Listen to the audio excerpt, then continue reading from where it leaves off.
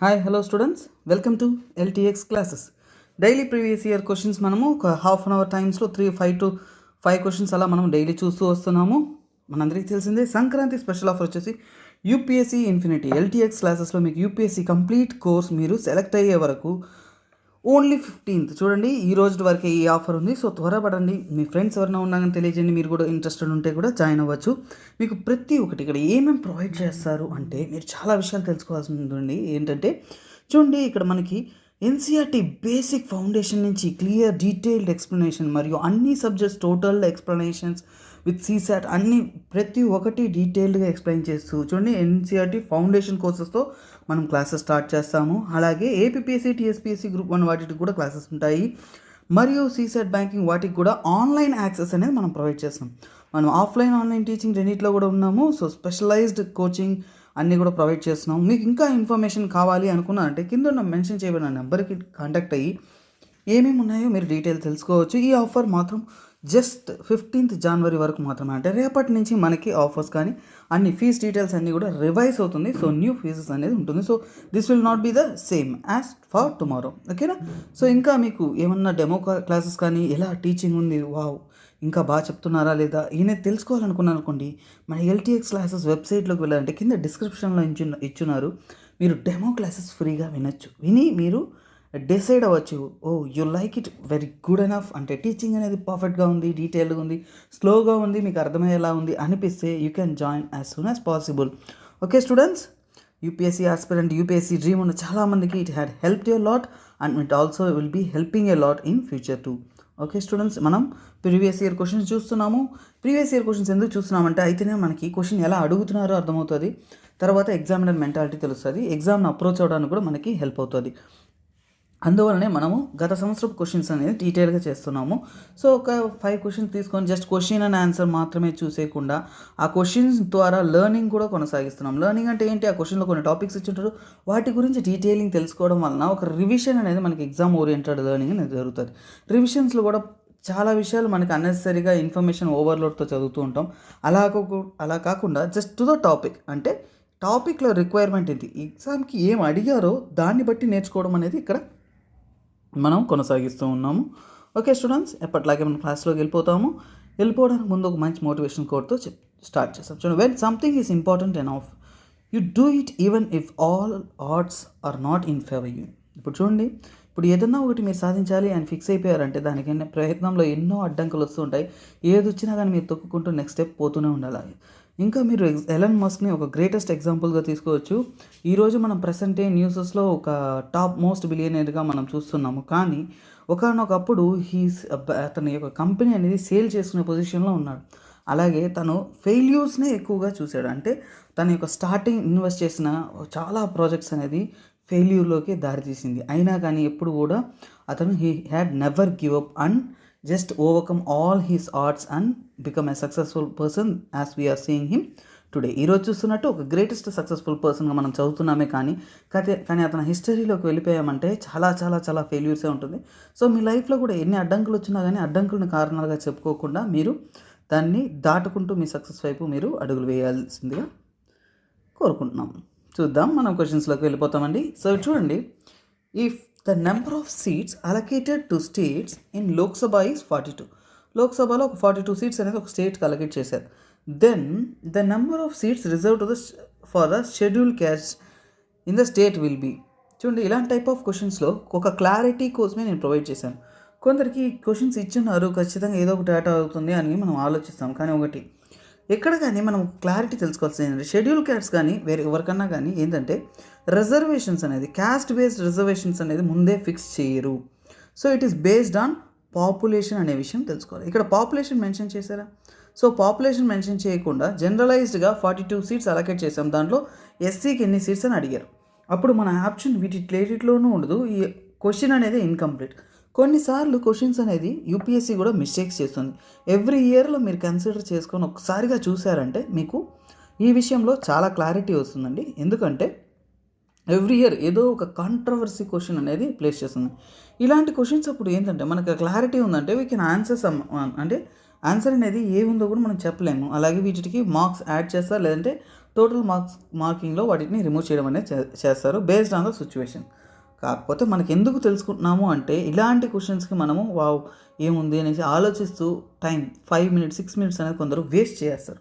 అలాంటి time waste అనేది ఇలాంటి క్వశ్చన్స్కి చేయకూడదు. ఎందుకంటే you must be knowing previously. ఓకేనా, పాలిటీ అనేది చాలా వరకు స్టాటిక్గానే ఉంటుంది ఎక్సెప్ట్ కరెంట్ అఫేర్స్ టాపిక్. ఓకేనా, సో ఇప్పుడు చూద్దాం. సో చూడండి, క్వశ్చన్ అనేది ఇన్కంప్లీట్గా ఉంది. ఇలాంటి క్వశ్చన్స్ కూడా కొన్ని మనం ఫేస్ చేయాల్సిన అవసరం అయితే ఉంటుంది.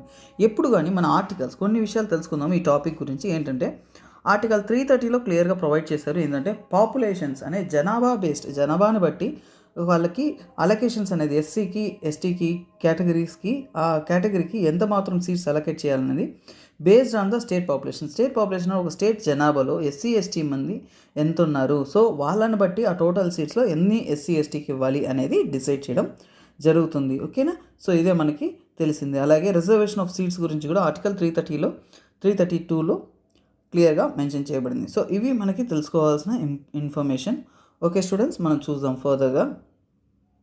మీకు అర్థమయ్యేది ఈ క్వశ్చన్ పాయింట్ ఆఫ్ వ్యూలో ఒకటే మనం తెలుసుకోవాలి. అన్ని లోక్సభ సీట్స్ కానీ దేనికైనా కానీ ఎలక్షన్స్ టైమ్స్లో షెడ్యూల్ క్యాస్ట్ కానీ బ్యాక్వర్డ్ క్యాస్ట్ కానీ ప్రీ ఫిక్స్డ్ సీట్స్ అనేది ఇవ్వరు. సో మనం తెలుసుకోవాల్సింది ఏంటి, బేస్డ్ ఆన్ ద పాపులేషన్ అనేది మనకి చాలా ఇంపార్టెంట్. ఈ పాపులేషన్ అనే వర్డ్ కోసమే ఈ క్వశ్చన్ అనేది యాడ్ చేశాను. అలాగే ఈ క్వశ్చన్ ఆల్రెడీ మనకి అడుగున్నారు కాబట్టి మనం జస్ట్ చూడాలి కాబట్టి సో చూస్తున్నాము. సో నెక్స్ట్ క్వశ్చన్లోకి మనం వెళ్ళిపోతాం. Which one of the following is incorrect in respect of local government in India? ఇండియాలో లోకల్ గవర్నమెంట్ ఉంటుంది. లోకల్ గవర్నమెంట్ అంటే మనకు తెలుసు present Panchayati Raj is consider as the local self governance, local government అని అంటాం. ఓకేనా, వాటి గురించి ఇక్కడ స్టేట్మెంట్స్ అనేది ఇక్కడ ఇచ్చున్నారు. ఆ స్టేట్మెంట్స్లో ఏవి కరెక్ట్ మరియు ఏవి రాంగ్ అనేది మనకు తెలిసిందంటే ఈజీగా ఆన్సర్ చేసి. వాళ్ళు అడిగింది ఏంది, ఇన్కరెక్ట్ స్టేట్మెంట్ అంటే ఏదో ఒకటి మాత్రమే ఇన్కరెక్ట్ స్టేట్మెంట్. ఆ ఇన్కరెక్ట్ ఏదో కనుక్కోవాలి మనం. చూడండి, according to the Indian constitution local government is not independent tier in the federal system. Federal సిస్టంలో ఎప్పుడు కూడా మన ఇండియాలో ఇండిపెండెంట్గా యాక్ట్ అయ్యే గవర్నమెంట్ ఇక్కడ ఉండదండి. ఎందుకని ఇండిపెండెంట్గా యాక్ట్ అయ్యిందంటే మన గవర్నమెంట్ అంటే కాన్స్టిట్యూషన్ కంట్రోల్లో తప్పిపోతుంది. ఎప్పుడు కూడా టైర్ గవర్నమెంట్ అంటే డిఫరెంట్ 3 టైర్ కానీ 4 టైర్ గవర్నెన్స్లో ఉన్నప్పుడు గవర్నమెంట్ ఎలా ఉంటుందంటే ఒకదానికి ఒకటి సమాధానం చెప్పాల్సిన అవసరం ఉంది. So it cannot be completely independent. Ideal government అనేది ఉండదు. సో అందువల్ల ఈ స్టేట్మెంట్ అనేది correct. It is not and independent. ఓకేనా, సో నెక్స్ట్ చూద్దాం. ఈ సెల్ఫ్ గవర్నెన్స్ ఉంటుంది కానీ ఇండిపెండెన్స్ అనేది ఉండదు. ఓకేనా, నెక్స్ట్ చూద్దాం. 30% of the seats in local bodies are reserved for women reservation విషయానికి మనం వచ్చామంటే ఒకటి మనం తెలుసుకోవాల్సింది 1/3 of the seats is reserved for women. ఎప్పుడు కూడా లోకల్ గవర్నమెంట్స్ అంటే ఈ పంచాయతీరాజ్ కానీ మనం చూస్తున్న లోకల్ గవర్నమెంట్స్లో అన్నింటిలో కూడా ఎప్పుడు కూడా 1/3 ఆఫ్ ద సీట్స్ అనేది ఉమెన్కి రిజర్వ్ చేయబడి ఉంటుంది. సో 1/3 అంటే మనకి 33% అనేది approximately reserved for the women. అయితే ఇక్కడ ఇచ్చింది 30% కదా. So obviously this option would be incorrect statement. ఓకేనా, ఇంకో స్టేట్మెంట్స్ కూడా చూసేస్తాము, అప్పుడు మనకి కన్ఫర్మేషన్ అనేది వస్తుంది. ఓకే స్టూడెంట్స్, చూద్దాం. Local government finance are to be provided by the commission. అవునండి, లోకల్ గవర్నమెంట్స్కి ఫైనాన్సెస్ అనేది ఫైనాన్స్ కమిషన్ ద్వారానే ఓకేనా వాళ్ళు విడుదల చేస్తారు. అలాగే election to the local bodies to be determined by the commissions. ఇది కూడా కమిషన్స్ ఒక సపరేట్ కమిషన్స్ని ఏర్పాటు చేసి వాటిని బట్టే ఎలక్షన్స్ కానీ వాళ్ళ యొక్క మనీ డిస్ట్రిబ్యూషన్ కానీ ఫైనాన్సెస్ కానీ మెయింటైన్ చేస్తారు. So obviously the statements are correct.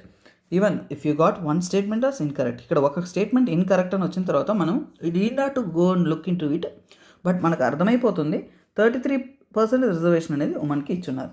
Okay, you can see the statement. It is 73rd amendment act 1993. అంటే 1993కి ముందు ఇండియాలో పంచాయతీరాజ్ లేదా ఉన్నది. It's a pocket level and ఒక ప్లాన్ ఇంప్లిమెంటేషన్. కానీ అఫీషియల్గా గవర్నమెంట్ ఒక కాన్స్టిట్యూషన్లో పంచాయతీరాజ్ని అడిషన్ చేసింది ఎప్పుడంటే 73rd అమెండ్మెంట్. దాంట్లో 243Dలో ఏమంటే మెన్షన్ చేయబడింది 1/3 ఆఫ్ సీట్స్ అంటే 33% అనేది ఉమెన్స్కి లోకల్ బాడీస్లో ఇవ్వాలి అనేది తెలియజేయబడింది. ఓకేనా, సో మనం చాలా వరకు చూసామంటే ఉమెన్స్కే ముఖ్యంగా లోకల్ గవర్నమెంట్లో అఫీషియల్గా అనౌన్స్ చేయడం మాత్రం కాకుండా చాలా వరకు ఇంప్లిమెంటేషన్ కూడా మనం చూడగలం.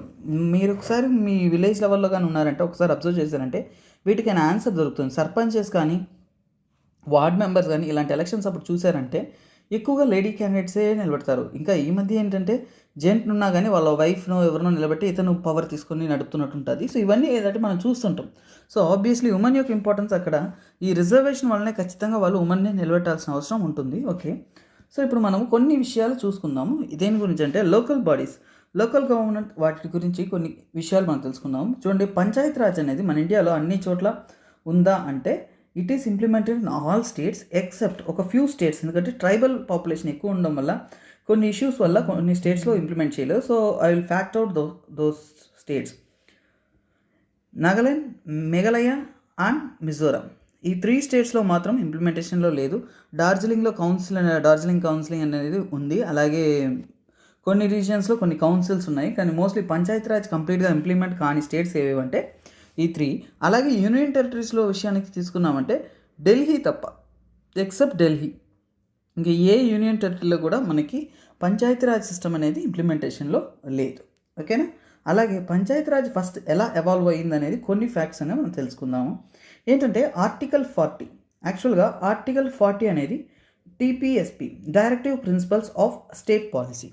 Directive principles of state policy ఎందుకు ఉంటుందని మనం తెలుసుకోవాలి. ఎందుకంటే one of the main platform for governance, అంటే గవర్నమెంట్ ఏ దారిలో నడవాలి, ఎలాంటి చర్యలు తీసుకోవాలి, ఎలాంటి డెసిషన్ తీసుకోవడం వల్ల పబ్లిక్ వెల్ఫేర్ అనేది కొనసాగుతుంది అని కొన్ని సూచనలు అనేది మన కాన్స్టిట్యూషన్లో తెలియజేశారు. ఓకేనా. Directive principles of state policy అంటే స్టేట్ పాలసీ మేకింగ్లో ఉపయోగపడేవే ఈ డిపిఎస్పి. అందులో ఆర్టికల్ 40లోనే తెలియచేయబడి ఉంటుంది ఏంటంటే లోకల్ సెల్ఫ్ గవర్నమెంట్ అనేది ఎస్టాబ్లిష్ చేయాలి. సో లోకల్ లెవెల్లో కూడా తాను పాలించుకునే ఒక కెపాసిటీ రావాలి. కాబట్టి లోకల్ సెల్ఫ్ గవర్నమెంట్ అనేది స్టార్ట్ చేయాలనేది ఆర్టికల్ 40లో కాన్స్టిట్యూషన్లో ముందు నుంచి మెన్షన్ చేయబడింది. కానీ తర్వాత సర్టెన్ కమిటీస్ అనేది ఎవాల్వ్ అయినాయి. సో ఆ కమిటీస్ మనకి ఎగ్జామ్ పాయింట్ ఆఫ్ వ్యూలో ఇంపార్టెంట్ కాబట్టి ఆ కమిటీ రిపోర్ట్స్ ఇప్పుడు నేను తెలియచేయడం లేదు. It takes time and lengthy process. So అవి మీరు ఒకసారిగా చదువుకోండి, యూస్ అవుతుంది.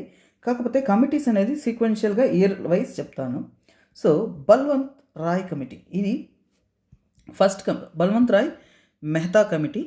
ఇది కూడా దేని గురించి అంటే మనము ఇంప్లిమెంటేషన్ గురించి, పంచాయతీరాజ్ ఇంప్లిమెంటేషన్స్ గురించి ఒక ఫస్ట్ కమిటీ ఫామ్ చేసింది ఇదేనండి. సో 1957లో ఫామ్ చేశారు. తర్వాత చాలా కమిటీస్ వచ్చాయి.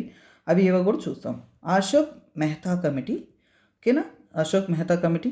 Next GVK Rao committee. ఎందుకంటే కమిటీస్ విషయం చదివినప్పుడు ఎలాగంటే మనం ఒక సబ్జెక్ట్ చదివేటప్పుడు ఆ సబ్జెక్ట్ రిలేటెడ్గా వచ్చిన కమిటీస్ అన్నీ కూడా ఇప్పుడు పంచాయతీరాజ్ చదువుతున్నామా దానికి రిలేటెడ్ కమిటీస్ మనం చదవాల్సిన అవసరం అయితే ఉంది. సో నెక్స్ట్ ఏంటంటే ఎల్ఎం సింఘ్వి కమిటీ, ఓకేనా. LM Singhvi committee. సో ఈ ఏ ఇయర్లో వచ్చింది? అశోక్ మెహతా కమిటీ వచ్చేసి 1977లో వచ్చింది. తర్వాత జీవీకే రావు వచ్చేసి 1985 అండ్ నెక్స్ట్ ఎల్ఎం సింఘ్వి వచ్చేసి 1986. ఈ కమిటీస్ అన్నీ కూడా రికమెండేషన్స్ ఏంటంటే పంచాయతీరాజ్ ఏ టైర్లో ఉండాలి, ఎలా ఉండాలి అనే చాలా రికమెండేషన్స్ ఒక్కొక్కలా రికమెండ్ చేశారు. ఫైనల్గా ఏంటంటే 1992లో ఒక అమెండ్మెంట్ యాక్ట్ ఇంట్రడ్యూస్ చేశారు. అది ఏంటంటే 73rd అమెండ్మెంట్ యాక్ట్, ఓకేనా. సో 73rd అమెండ్మెంట్ యాక్ట్ ద్వారా మనకి ఈ పంచాయతీరాజ్ అనేది మన కాన్స్టిట్యూషనల్లో ఆఫీషియల్గా ఇంట్రడ్యూస్ చేశారు. మున్సిపాలిటీస్ అనేది 74th అమెండ్మెంట్ యాక్ట్. ఆ 2 యాక్ట్స్ కూడా మనకి ఎగ్జామ్ పాయింట్ ఆఫ్ వ్యూలో చాలా సెన్సిటివ్ మరియు ఇంపార్టెంట్ అండి. సో పంచాయతీరాజ్ని ఎలా ఇంక్లూడ్ చేశారంటే పార్ట్ 9లో ఆర్టికల్ 243 నుంచి 243 వరకు. అంటే చూడండి, ఇక 243D ఉంది కదా, అంటే ఇది దేని గురించి? హ్యూమన్ రిజర్వేషన్ గురించి. సో ఇక్కడ ప్రతి ఒక్క ఆర్టికల్ మీరు ఎగ్జామ్ పాయింట్ ఆఫ్ వ్యూలో లోకల్ సెల్ఫ్ గవర్నమెంట్ గురించి చదవాల్సిన అవసరం అయితే ఉంది. ఏ ఆర్టికల్ ఏం తెలియజేస్తుంది అనేది మనకి ఇంపార్టెంట్ అవుతుంది. అలాగే ఇది షెడ్యూల్స్లో ఏ షెడ్యూల్లో ఇంక్లూడ్ చేస్తున్నారంటే పంచాయతీరాజ్ అంటే లోకల్ గవర్నెన్స్ 11th షెడ్యూల్లో ఇంక్లూడ్ చేస్తున్నారు. ఇంకా మనం తెలుసుకోవాల్సింది ఏంటంటే పంచాయతీరాజ్లో ఎన్ని సబ్జెక్ట్స్ ఉన్నాయి? 29 సబ్జెక్ట్స్ అనేది ఇంక్లూడ్ చేయబడింది. సో ఇవన్నీ కూడా మనము పంచాయతీరాజ్ గురించి తెలుసుకోవాల్సిన బేసిక్ ఇన్ఫర్మేషన్. ఇంకా డెప్త్లోకి వెళ్ళిపోయామంటే మనకి చాలా విషయాలు నేర్చుకోవాల్సి ఉంటుంది. కాకపోతే ఒక ఓవర్వ్యూ, ఒక పంచాయతీరాజ్ అనేది ఎలా స్టార్ట్ అయింది, అంతకుముందు ఉన్న కండిషన్స్ ఏంటి అనేవి మీకు అర్థమయ్యేలా చెప్పడం కోసం ఒక బ్రీఫ్. కమిటీస్ అనేది చాలా ఇంపార్టెంట్ ఎగ్జామ్ పాయింట్ ఆఫ్ వ్యూలో, అందుకే ఈ కమిటీస్ని మీకు ఒకసారిగా తెలియజేశాను. ఓకే స్టూడెంట్స్, మనం నెక్స్ట్ క్వశ్చన్లోకి ఫర్దర్గా వెళ్ళిపోతాం. చూడండి, ఈరోజు చూసే టాపిక్స్ ఎక్కువగా ఏంటంటే పాలిటీ ఎండ్ అయిపోతుంది. మోస్ట్లీ మనం చూసేది ఎకనామీ టాపిక్లో ప్రిపరేషన్ అనేది మీకు ఒకసారి చెప్పేస్తాను. చాలా ఇంపార్టెంట్ అండి. స్టూడెంట్స్ అందరికీ చాలా కేర్ఫుల్గా ఉండాల్సిన విషయం.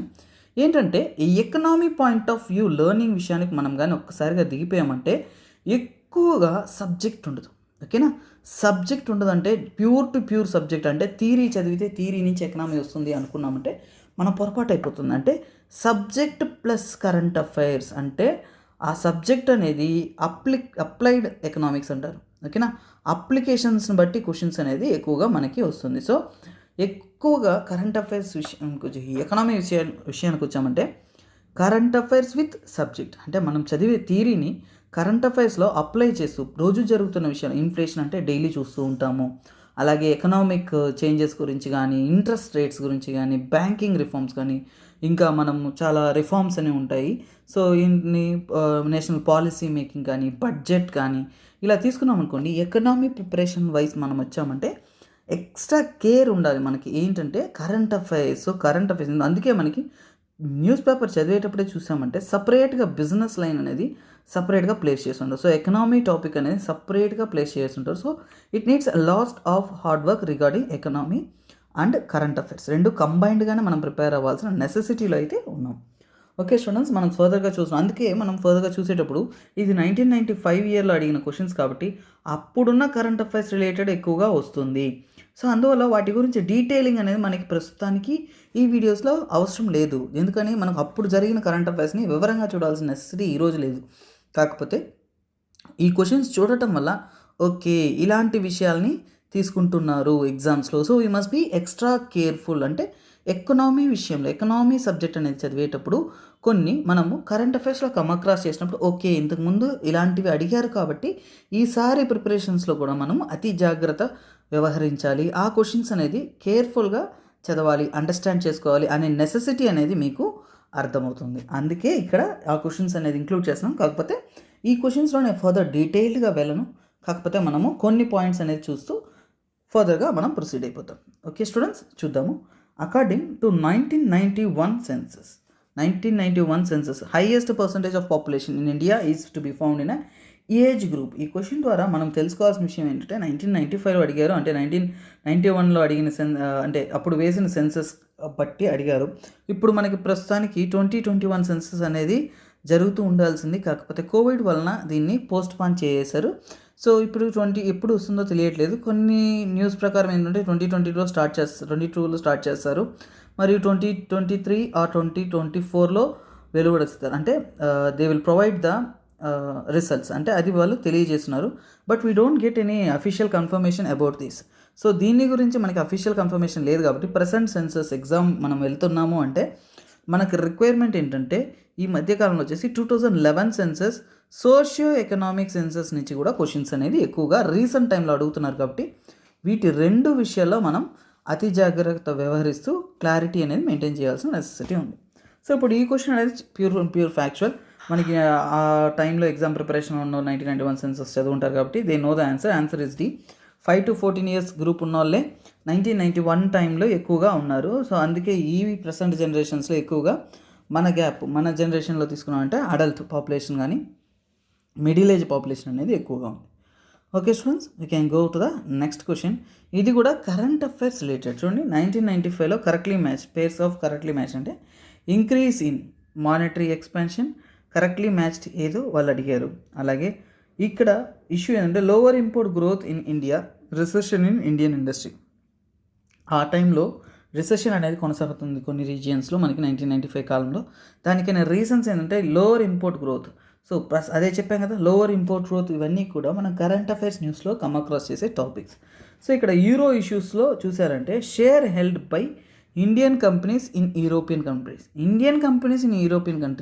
చూడండి, యూరోపియన్ కంట్రీలో పోయి ఇండియన్ కంపెనీస్ షేర్ పెట్టుకునే అంత డెవలప్డ్ సిచ్యువేషన్ అయితే 1995లో అయితే మనకి లేదు. So obviously this option is a wrong answer. So ఎప్పుడు కానీ యూరోపియన్ కంట్రీస్ యొక్క ఇష్యూ అంటే యూరోపియన్ కంట్రీస్ యొక్క ఇష్యూ కానీ ఇండియన్ కంపెనీ వల్ల ఇష్యూస్ కావు. So obviously this is eliminated. 3 eliminate చేస్తే మనకి ఇక్కడ అన్ని ఆప్షన్స్ పోతాయి. సో ఏ ఒకటే మిగులుతుంది. So you can go directly. నాకు 1 కరెక్టా 2 కరెక్టా 4 కరెక్టా తెలియని సిచ్యువేషన్స్లో కూడా I can go exactly to the answer. ఈ క్వశ్చన్ నేను ప్లేస్ చేయడానికి ఒక మెయిన్ రీజన్ ఏంటంటే ఒక క్వశ్చన్ని అప్రోచ్ అయ్యే మెథడాలజీ మీకు తెలుస్తుంది. ఏంటంటే ఇక్కడ నాకు ఏ ఆన్సర్ తెలియదు, నాకు 1 కరెక్ట్ అని తెలియదు, 2 కరెక్ట్ అని తెలియదు, 4 కరెక్ట్ అని తెలియదు, కానీ నాకు ఒకటి తెలుసు, యూరో ఇష్యూ అంటే ఖచ్చితంగా మన ఇండియాలో ఉన్న కంపెనీస్కి ఉన్న సమస్యని యూరో ఇష్యూస్ అంటారు. అప్పట్లో యూరో ఇష్యూస్ అంటే యూరోపియన్ కంపెనీస్ కొన్ని అమెరికన్ డిపాజిటరీ రేషియోస్ వీటి మీద రెసిప్రోటరీ మీద కొన్ని ఇష్యూస్ అనేది కొనసాగుతుంది. సో వాటిట్లో వచ్చిన సమస్యలని యూరో ఇష్యూస్ అనేవాళ్ళు. So I know that this is a wrong answer. If I know this is a wrong answer, ఇప్పుడు 3 ఎలిమినేట్ చేస్తే ఏముంది ఇక్కడ, you can easily eliminate 3 options. So మనకి ఆన్సర్ తెలియకపోయినా కరెక్ట్ ఆన్సర్ అనేది మనం చేయగలము. So that is the answer 1, 2 and 4 are the correctly matched. So ఇక్కడ చూద్దాం, యూరో ఇష్యూస్ అంటే అప్పుడు ఏంటంటే అమెరికన్ డిపాజిటరీ రిసిప్ట్స్ ADR మరియు GDR గ్లోబల్ డిపాజిటరీ రిసిప్ట్స్ గురించి కొన్ని ఇష్యూస్ అనేది యూరోప్లో అప్పుడు కొనసాగుతుంది. సో అప్పుడున్న ఇష్యూస్ గురించి అది. So we shall not go depth in to 1995 issues it self. So we can go to the next questions. చూడండి, ముఖ్యంగా ఏంటంటే NRI ఇన్వెస్ట్మెంట్స్ వాటి గురించి. సో ఆ టైంలో జరిగింది, ప్రజెంట్ డే ఇష్యూ కాదు కాబట్టి. కరెంట్ అఫైర్స్లో కూడా మనము ఎకనామీలో ప్రజెంట్ ఇష్యూస్ని ఎక్కువగా కాన్సన్ట్రేట్ చేస్తూ ప్రొసీడ్ అవ్వాల్సిన నెసెసిటీలో ఉన్నాం. అలాగే మనం ఎకనామీ ప్రిపేర్ అయ్యేటప్పుడు ఇంకో స్టాండర్డ్ తెలియాలండి. ఇప్పుడు తీసుకున్నామంటే చాలా పొలిటికల్ ఎకనామిక్ ఇష్యూస్ ఉంటాయి. చాలా విషయాలు ఎలా జరుగుతాయంటే కొన్ని రీజియన్స్లో వరల్డ్ వైడ్ కొన్ని రీజియన్స్లో, ఫర్ ఇప్పుడు ఇన్సర్జెన్సీ ఇలాగా, ఫర్ ఎగ్జాంపుల్ ఆఫ్రికన్ కంట్రీస్లో కొన్ని ఇన్సర్జెన్సీస్, టెర్రరిజం, వీటి వల్ల ఎకనామిక్ ఇష్యూస్. అలాగే మనం వెనిజులాలో రీసెంట్ టైమ్స్లో ఇష్యూస్ చూస్తూ ఉన్నాము, ఇంకా కజకిస్తాన్లో ఇష్యూస్ చూస్తూ ఉన్నాం. సో ఇలాంటి ఇష్యూస్ అన్నీ కూడా అక్కడున్న ఎకనామీని భారీగా ఇబ్బంది పడుతూ ఉంటుంది, అలాగే ఇష్యూస్లో ఉంటుంది. సో అలాంటప్పుడు అలాంటి ఇష్యూస్ గ్రీస్ ఫేస్ చేసిన ఇష్యూ ఇంతకుముందు రీసెంట్ టైమ్స్లో ఒక 4-5 ఇయర్స్లో మనం చూసామంటే గ్రీస్ కంట్రీకి ఒక ఎకనామిక్ ఇష్యూ, ఒక గ్రేటర్ ఎకనామిక్ ఇష్యూ వచ్చింది. సో ఈ ఎకనామీని మనం చదివేటప్పుడు కరెంట్ అఫైర్స్లో ఏంటంటే గ్రీక్ ఫేస్ చేసిన ఇష్యూ ఒకటి ఉంటుంది. Okay, what is that issue, so what are the reasons for that issue, తర్వాత సో అవి ఎలాగా వాళ్ళు ఓవర్కమ్ చేశారు. ఇదే మనం ఎకనామీని చదివే విధానం. Okay students, we can further go to the next question. Which one of the following is true regarding Jawahar Rozgar Yojana? ఇవి కూడా ఇప్పుడు వన్ ఆఫ్ ద చూడండి, ఫస్ట్ చేసి ముఖ్యంగా నేషనల్ రూరల్ ఎంప్లాయ్మెంట్, ఓకేనా, national employment guarantee for rural programs, ఓకేనా. Mostly rural రీజియన్స్లో employment guarantee provide చేయడానికి, రూరల్ అంటే మనకు తెలుసు విలేజెస్లో కానీ అన్ఎంప్లాయ్మెంట్ అనేది ఎక్కువగా ఉంటుంది. అందువలనే ముఖ్యంగా ఎంప్లాయ్మెంట్ అనేది రూరల్ రీజియన్లో ప్రొవైడ్ చేయడం కోసము వర్క్ ఫర్ ఆల్ ప్రోగ్రాము, ఇంకా చాలా ప్రోగ్రామ్స్ అనేది తీసుకుంటూ తర్వాత 1989లో ఇంట్రడ్యూస్ చేసింది ఈ జవహర్ రోజ్గార్ యోజన, ఓకేనా. దీని తర్వాత కూడా చాలా ఫర్దర్ ప్రోగ్రామ్స్ అనేది ఇంప్లిమెంట్ చేస్తున్నారు. ప్రెసెంట్ డే వచ్చేసి ఈ ప్రోగ్రామ్ యొక్క ఇంపార్టెన్స్ అనేది చాలా వరకు తగ్గిపోయింది. సో ఇప్పుడున్న యోజనాల్లో మనకి ఏది రూరల్ ఎంప్లాయ్మెంట్ని ప్రొవైడ్ చేస్తుందంటే మనందరికీ తెలుసు Mahatma Gandhi national rural employment guarantee act, ఓకేనా. సో MGNREGS, ఓకేనా. సో ఇదే మనకి Mahatma Gandhi national rural employment guarantee scheme. So ఇది మనకి చాలా ఇంపార్టెంట్. వీటి పాయింట్ ఆఫ్ వ్యూలో మీరు చాలా డీటెయిల్గా చదవాల్సిన నెసెసిటీ ఉంది. కాకపోతే అప్పట్లో ఉన్న క్వశ్చన్ కాబట్టి అప్పుడున్న స్కీమ్ని రిలేట్ చేస్తూ మనము చూద్దాం. సో ఇప్పుడు వచ్చేసి 1995లో one of the true statement అడిగారు. It was launched by prime ministership of Indira Gandhi. Of course Indira Gandhi ఉన్న టైంలోనే వాటిని ఫస్ట్ ఇంట్రడ్యూస్ చేశారు. తర్వాత ఇది అఫీషియల్గా ఎక్కువగా ఏమవుతుందంటే ఇంప్లిమెంటేషన్లో పోయి రూరల్ ఏరియాస్లో విలేజెస్, అందులో మనకి జనరల్ స్టేట్మెంట్స్లో మనం వింటుంటాము 100 రోజుల పని అని.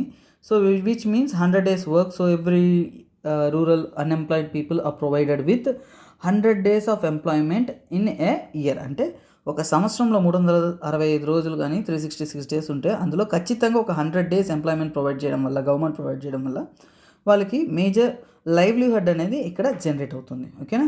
The aims of creating 1 million jobs annually. ఒక సంవత్సరానికి 1 million జాబ్స్ని క్రియేట్ చేసేదిగా మెయిన్ ఇంటెన్షన్గా కూడా వాళ్ళు ప్రొసీడ్ అయ్యారు. అలాగే targeted group of Jawahar Rozgar Yojana are the urban poor living below the poverty line, ఓకేనా. ఇనిషియలీ అర్బన్ పువర్ పీపుల్స్కి livelihood employment below poverty line ఉన్న వాళ్ళనే వాళ్ళు ఎక్కువగా టార్గెట్ చేస్తూ చేశారు. Okay, under the scheme 30% of the employment generator is reserve for women. ఓకేనా. So ఇక్కడ చూసామంటే ఒక స్టేట్మెంట్స్ వాళ్ళు ఏమడిగారు ఇక్కడ, which is the true statement అడిగారు. ట్రూ స్టేట్మెంట్ అంటే ఇది 1989లో ఇంట్రడ్యూస్ చేశారంటే ఖచ్చితంగా 1989లో ఇంట్రడ్యూస్ చేసింది ఎవరంటే it is Rajiv Gandhi. So prime ministership of Indira Gandhi అనేది మనకి రాంగ్. ఇది 1 మిలియన్ జాబ్స్ క్రియేట్ చేయాలి అనే ఒక ఇంటెన్షన్తో అంటే కాదు. ఇది మెయిన్ ఇంటెన్షన్ ఏంది, రూరల్ ఎంప్లాయ్మెంట్, లైవ్లీహుడ్ ప్రొవైడ్ చేయడానికి. నెక్స్ట్ ఏంటి ఇక్కడ చూసామంటే అర్బన్ పువర్ అంటే ఇది only not restricted to the urban poor. ఇంతకుముందు నేను కొద్దిగా మిస్ఇన్టర్ప్రెట్ చేశాను, నో ఇష్యూస్. ఇక్కడ చూడండి, ఓన్లీ అర్బన్ పువర్ కాన్సన్ట్రేట్ చేసేదానికి కాదు, ఇట్స్ లైవ్లీహుడ్ ఫర్ రూరల్ పీపుల్స్కి కూడా మెయిన్ ఎంప్లాయ్మెంట్ అనేది డైలీ ఒక వేజ్ ద్వారా ఒక కొంత జీతం ఇస్తూ వాళ్ళకి ఒక సదుపాయాన్ని క్రియేట్ చేయడం. కాబట్టి this is also wrong statements. So ఇక్కడ అడిగింది ఏంటి, ట్రూ స్టేట్మెంట్. కాబట్టి true statement means 30% of the employment is generated and it is reserved for women. ముఖ్యంగా ఇప్పుడు చూసామంటే 100 రోజుల పని ఇలా చూసామంటే మోస్ట్లీ ఇండియన్ ఉమెన్ మనం చూడొచ్చు ఎక్కువగా విలేజెస్లో లేడీసు పార గుణపం అవి తీసుకుంటూ కొన్ని రీజియన్స్లో ఏంటంటే డిగ్గింగ్ యాక్టివిటీస్ అంటే తెలుసు, పాండ్స్ కానీ ప్లాంటేషన్స్ కానీ ఇలాంటి యాక్టివిటీస్లో ఎక్కువ participation of women can be observed here. This it self indicates that high amount of women employment అనేది ఇక్కడ ప్లాన్ చేశారు. So according to the scheme 30% అనేది ఎంప్లాయ్మెంట్ అనేది ఉమెన్కి జనరేట్ అయ్యేలాగా చూశారు. Okay, the statement is a right statement. So all the 3 statement goes wrong. So our option will be D. Okay, చిన్న misinterpretation ఇక్కడ ట్రూ నేను రాంగ్ అనుకున్నాను. So I thought it, but here true answer is D. Okay, you can go for next questions. ఓకేనా. ఇంకోటి ఇక్కడ చూడండి, schedule tribes and schedule tribes and castes కూడా reservations అనేది ప్రొవైడ్ చేస్తూ ఉన్నారు. కాకపోతే ఇట్ బేస్డ్ ఆన్ పాపులేషన్ బేస్డ్గా. ముఖ్యంగా వాళ్ళు వచ్చేసి ఎస్సీ ఎస్టీస్కే ఎక్కువగా ప్రిఫరెన్స్ ఇచ్చారు. అలాగే ఫ్రీడ్ బాండెడ్ లేబర్స్ నుంచి ఫ్రీ అయిన వాళ్ళకి ఇలాంటి ఎంప్లాయ్మెంట్ క్రియేట్ చేస్తున్నారు. సో ఎందుకంటే వాళ్ళు ఏ జాబు లేకుండా ఉద్యోగం లేకుండా ఉంటారు కాబట్టి ఏదో ఒక అవకాశం అనేది వాళ్ళకి దొరుకుతుంది. ఓకే స్టూడెంట్స్, చూద్దాము. The Narasimham committee for financial sector reforms has suggested reduction. చూడండి, నరసింహం కమిటీ ఏం రికమెండ్ చేసింది. యాక్చువల్గా నరసింహం కమిటీ ప్రజెంట్ డేలో కూడా మీకు చాలా ఇంపార్టెంట్ అయిన కమిటీ. ఎందుకంటే నరసింహం వచ్చేసి one of the father of banking reforms అని కూడా అంటారు. ఓకేనా. బ్యాంకింగ్ రిఫార్మ్స్లో, ఫైనాన్షియల్ సెక్టర్ రిఫార్మ్స్లో ఇప్పటికి కూడా అతను చెప్పిన రిఫార్మ్సే ఇంకా గవర్నమెంట్స్ అనేది కొనసాగిస్తుంది. ఇప్పటికీ 2022కి కూడా అతను వచ్చేసి 2 రిపోర్ట్స్ ఇచ్చారు. అతని యొక్క కమిటీస్ 2 times ఫామ్ చేశారు. ఒకటి 1991లో నరసింహన్ కమిటీ ఒకటి ఫామ్ అయింది, 1998లో నరసింహన్ కమిటీ అనేది ఫామ్ అయింది. సో మీకు బ్యాంకింగ్ సెక్టార్లో ప్రిపేర్ అయ్యేటప్పుడు ఇతని కమిటీ రిపోర్ట్స్ గురించి చాలా డీటెయిల్డ్గా చదవాలి. యూపీఎస్సీ పాయింట్ ఆఫ్ వ్యూలో, ఎకనామీ పాయింట్ ఆఫ్ వ్యూలో కూడా నరసింహం కమిటీ ఏమేమి రికమెండ్ చేస్తుందో మనకు చాలా ఇంపార్టెంట్.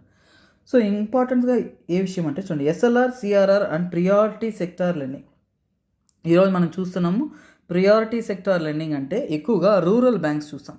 రూరల్ బ్యాంక్స్, ఆర్ఆర్బీస్ వాటి యొక్క ఎస్టాబ్లిష్మెంట్స్కి అన్నిటికి కూడా మన నరసింహం కమిటీయే మేజర్ రికమెండేషన్. సో ఆ కమిటీ రికమెండేషన్ ప్రకారమే ప్రెసెంట్ డే మనం రూరల్ బ్యాంకింగ్ కానీ ఇవన్నీ చేస్తాం. ప్రియారిటీ సెక్టార్ లెండింగ్ అంటే ముఖ్యంగా బ్యాంక్స్ అనేది వన్ టైప్ ఆఫ్ కమర్షియల్ అంటే కార్పొరేట్ కానీ ఎక్కువగా వాళ్ళ యొక్క ఇంట్రెస్ట్ రేట్ ఇక్కడ ప్రొవైడ్ చేస్తారు, కంపెనీస్ కానీ వాటికి చేస్తారు. కానీ అగ్రికల్చర్ ఇలాంటి లో ఎండ్ గ్రూప్స్ అంటే ఫర్ ఎగ్జాంపుల్ తక్కువ అమౌంట్ ఇచ్చే విధంగా వాళ్ళకి బెనిఫిట్ అయ్యేలాగా వాళ్ళు టార్గెటెడ్ లెండింగ్ అనేది చేయరు. సో అందువలన ఈ నరసింహ కమిటీ రికమెండేషన్ తర్వాత ప్రతి బ్యాంక్స్ అనేది ఎస్ఎల్ఆర్ మెయింటైన్ చేయాలి, కరెంట్ రిజర్వ్ రేషియో మెయింటైన్ చేయాలి, అలాగే ప్రియారిటీ సెక్టార్ ఫైనాన్సింగ్ కూడా వాళ్ళు ప్రొవైడ్ చేయాలి. అంటే ఫర్ ఎగ్జాంపుల్ స్టార్టప్స్ కానీ, చిన్న కంపెనీస్ కానీ, అలాగే అగ్రికల్చర్ కానీ ఇలాంటి వాటికి కూడా వాళ్ళు అమౌంట్ సపోర్ట్ ఇవ్వాలి. అందుకే రీసెంట్ టైమ్స్లో రీజనల్ రూరల్ బ్యాంక్స్, ఆర్ఆర్బీస్, ఓకేనా, రూరల్ బ్యాంక్స్ అన్నీ కూడా ఎస్టాబ్లిష్ చేసి అలాగే టార్గెటెడ్ సెక్టార్ని కూడా డెవలప్మెంట్ చేసేలాగా వాళ్ళు చేస్తున్నారు. సో ఇక్కడ చూడొచ్చు. So B is your right answer. So ఇక్కడ మనకి తెలిసిందంటేనే ఈజీగా ఖచ్చితంగా కమిటీ రీడ్ చేస్తుంటేనే మనము ఈజీగా ఆన్సర్ చేయగలము. అలాగే ఈ కమిటీ విషయంలోకి వచ్చామంటే చాలా రికమెండేషన్స్ ఉన్నాయి. ప్రెసెంట్ డేలో మనం మెర్జర్స్ చూస్తాం, చూసారా, కంపెనీస్ అన్నీ కూడా చాలా వరకు ప్రైవేటైజేషన్, మెర్జర్స్ అంటే ఈ కమిటీ రికమెండేషన్స్లోనే ఏం చెప్పారంటే ఫుల్ అంటే ఒక పెద్ద కంపెనీస్ ఒక మేజర్ అంటే 3 levelsలో బ్యాంకింగ్ ఉండాలి, 3 levels లేదంటే 4 levelsలో మాత్రం ఉండాలి. టాప్ మోస్ట్లో ఒక 3 బ్యాంక్స్ మాత్రమే టాప్ మోస్ట్ బ్యాంక్స్ ఉండాలి. అంటే అన్ని బ్యాంక్స్ని మర్జర్ చేస్తూ లార్జెస్ట్ బ్యాంక్స్గా ఉండడం వల్ల అవి లాస్ మేకింగ్లో వెళ్లకుండా మనం కాపాడొచ్చు అన్నారు. అలాగే కంపెనీస్ మర్జర్స్ అంటే ఫర్ ఎగ్జాంపుల్ కంపెనీస్ అంటే మోస్ట్లీ బ్యాంకింగ్ సెక్టార్ కంపెనీస్ని మర్జింగ్ చేయడం, అలాగే డీనేషనలైజ్ చేయడం. ఈ మధ్య మనకు చూడొచ్చు చాలా వరకు కంపెనీస్ని ప్రైవేటైజ్ చేస్తున్నారు బ్యాంకింగ్ సెక్టార్ని. సో అవన్నీ కూడా నరసింహం కమిటీ రికమెండేషన్స్లో భాగాలే. సో ఇలాంటి రికమెండేషన్ నరసింహం కమిటీస్లో చాలా ఉన్నాయి. So you must be go across the Narasimham committee reports in detail. 2 కమిటీలు ఉన్నాయి కాబట్టి 2 cannot be explain in limited span of time. So వాటి గురించి డీటెయిలింగ్ అనేది తెలుసుకోండి. కొన్ని విషయాలు మాత్రం మీకు జస్ట్ ఒక ఓవర్వ్యూ అనేది ప్రొవైడ్ చేశాను. ఓకేనా? సో మనం నెక్స్ట్ క్వశ్చన్లోకి వెళ్ళిపోతాము. సో చూడండి, ఇక్కడ చూడొచ్చు ఇక్కడ ప్రియారిటీ సెక్టర్ లెండింగ్ని కూడా ఇక్కడ రికమెండేషన్స్లో వాళ్ళు ప్రొవైడ్ చేశారు. Okay, next you can see corporation tax. చూడండి, ఇలాంటివి fact type of questions. Corporation tax అంటే ఏంటి? కార్పొరేషన్ ట్యాక్స్ అంటే ఒకటే అండి, పెద్ద కంపెనీస్ అంటే మేజర్ కంపెనీస్ అంటే ఫారిన్ నుంచి ఇండియాలో ఇన్వెస్ట్మెంట్ తెచ్చే కంపెనీస్ కానీ, అలాగే ఒక large and high income provide చేసే హ్యూజ్ కంపెనీస్ వాటిపైన వేసే ట్యాక్స్నే కార్పొరేషన్ ట్యాక్స్ అంటారు. ఓకేనా? కార్పొరేషన్ ట్యాక్స్ అనేది one of the important tax అండి. ఎందుకంటే ఒక కార్పొరేట్ ట్యాక్స్ అనొచ్చు, వీటికి ఇంకా పేర్లు ఉన్నాయండి. కార్పొరేట్ ట్యాక్స్ అంటారు, లేదంటే కంపెనీ ట్యాక్స్ అని కూడా అంటారు.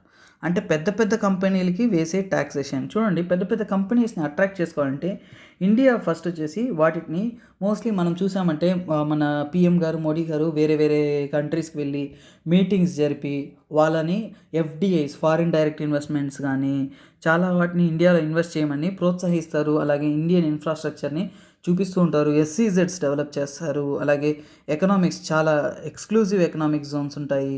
ఈఈజెడ్స్, ఇంకా చాలా విషయాలను మన ఇండియాలో డెవలప్ చేస్తూ ఒక ఫ్రెండ్లీ ఎన్విరాన్మెంట్ క్రియేట్ చేస్తారు. ఇక జోన్స్ డెవలప్ చేస్తారు, రోడ్స్ డెవలప్ చేస్తారు. ఎందుకంటే కంపెనీని ఆకట్టుకోవడం వల్లనే మన ఇండియాలో ఒక huge amount of employment generate అవుతుంది. ఎంప్లాయ్మెంట్ జనరేట్ అయితే automatically peoples will be life style will be growing, automatically Indian GDP will be growing, everything will be interlinked concept. So అందువల్ల ఇవన్నీ జరిగేటప్పుడు, సో కంపెనీస్ని ఆకట్టుకోవటప్పుడు మనం ట్యాక్సేషన్ కూడా వాటికి హెల్ప్ అయ్యేలాగా ఉండాలి. సో కార్పొరేట్ ట్యాక్స్ అనేది స్టేట్కి ఇచ్చేసారనుకోండి, ఏమవుతుంది? ఒక్కొక్క స్టేట్ వాళ్ళ బెనిఫిట్స్కి వాళ్ళు యాక్ట్ చేసుకుంటారు. అలాగే మనం ఫారిన్ నేషన్ నుంచి ఆకట్టుకోవాలంటే ఇట్స్ ఏ ఇంటర్నేషనల్ రిలేషన్షిప్. అంటే ఒక కంట్రీ, ఇండియా అనే ఒక కంట్రీకి ఒక ఇంటర్నేషనల్ రిలేషన్షిప్తో కొనసాగడం. So state cannot hold that type of relationship with external countries. So అందువలనే మన ఇండియానే, సో ఈ కార్పొరేట్ ట్యాక్స్ కూడా ఎవరు డిసైడ్ చేస్తారంటే ఆబ్వియస్లీ సెంట్రల్ గవర్నమెంట్, యూనియన్ గవర్నమెంట్కి మాత్రమే ఈ కార్పొరేట్ ట్యాక్స్ అనేది కేటాయించబడింది. అంటే only the union government can exclusively levy the tax. అంటే ఒక యూనియన్ గవర్నమెంట్ మాత్రమే ఆ ట్యాక్స్ ఎంత అని ఫిక్స్ చేస్తుంది, అలాగే ఎంతో వేస్తుంది. తర్వాత కలెక్షన్స్ కూడా mostly always the union government does. So ఇక్కడ ఆప్షన్ విల్ బి డి. ఎందుకని? Corporation tax is levied by union and belongs to exclusively. చూడండి, ఖచ్చితంగా ఓన్లీ సెంట్రల్ గవర్నమెంట్కి చెందిన ఒక బిజినెసే ఇది. ఎందుకో ఇప్పుడు చెప్పాను, మీకు అర్థమవుతుంది. ఎఫ్డిఐ కానీ, ఫారిన్ డైరెక్ట్ ఇన్వెస్ట్మెంట్ కానీ, it makes a foreign relationships కూడా one of the important taxation. ఎందుకంటే ఇది ఒక స్టేట్తో కంపేర్ చేసేది కాదు, ఒక కంట్రీస్ని. చూడండి, యూఎస్లో కానీ, ఇంకా పక్క దేశాలు, మన ఇండియాలో ఉన్న చాలా కంట్రీస్ కానీ, సెవరల్ కంట్రీస్ యొక్క కార్పొరేషన్ ట్యాక్స్ అనేది కంపారిటివ్గా కంపెనీలు ఇన్వెస్ట్మెంట్స్ అనేది తెస్తుంది. ఏ కంట్రీలో తక్కువ కార్పొరేషన్ ట్యాక్స్ ఉంటుందో ఆ కంట్రీకి ఇన్వెస్ట్మెంట్స్ అనేది పెరుగుతుంది. ప్రపంచవ్యాప్తంగా ఉన్న టాప్ కంపెనీస్ కూడా ఆ కంట్రీలో పోయి పెట్టుబడి పెట్టి అక్కడ కంపెనీస్ని డెవలప్ చేయడం అనేది స్టార్ట్ చేస్తుంది. సో ఈ విధంగా చేయడం వల్ల, so corporation tax is always exclusively it is levied, collected and appropriated by union government or central government. No part of the tax is assign to state governments. Corporation tax అనేది state governments పైన ఎప్పుడు వేయరు. ఓకేనా? So మనము ఇప్పుడు కొన్ని విషయాలు మీరు చేయాల్సిన నెసెసిటీ ఉంది చదివేటప్పుడు. ఏంటంటే క్వశ్చన్స్ అడిగారు, సో వీటిని బట్టి మనకు తెలుస్తుంది. ట్యాక్స్ అంటే దాంట్లో డైరెక్ట్ ట్యాక్స్ ఉంటుంది, ఇండైరెక్ట్ ట్యాక్స్ ఉంటుంది. సో అవి ఏవేవి, అలాగే ఎవరు లెవీ చేస్తారు, ఎవరు కలెక్ట్ చేస్తారు, స్టేట్స్కి ఏ ట్యాక్స్ ఉంటాయి, అలాగే సెంట్రల్ గవర్నమెంట్కి ఏ ట్యాక్సెస్ ఉంటాయి. So you must be making notes separately. So kindly make notes of it. So it will be helping you in present day questions or any other question that you're gonna face in future. Okay students, so ఈ రోజు యొక్క questions అనేది మనం ఒక brief out చూసాము, ఒక idea వచ్చింది. Thanks for listening patiently. So here we are providing the course and details. ఇక్కడ చూసారు ఆల్రెడీ నేను తెలియజేసాను. మీకు ఏమన్నా ఇన్ఫర్మేషన్ కావాలంటే ఇక్కడ నెంబర్ని కాంటాక్ట్ అవ్వాలంటే you can get connected for a lifetime with UPSC infinity courses. ఓకేనా? Okay students, thanks for the day. Have a nice day. ఇంకా కొన్ని క్వశ్చన్స్తో మీ ముందుకి ఫర్దర్ వస్తాను. This is me SP Rajan. Have a nice day. Bye. Take care.